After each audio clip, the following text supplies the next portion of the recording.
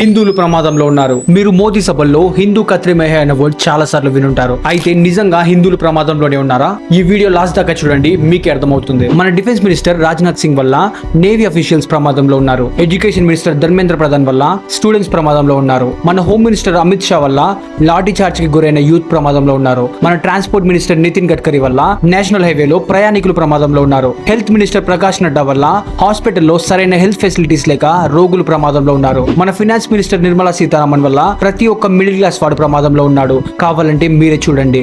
पूछ रहे थे कि मिडिल क्लास के लिए बजट में क्या है, बजट में क्या है।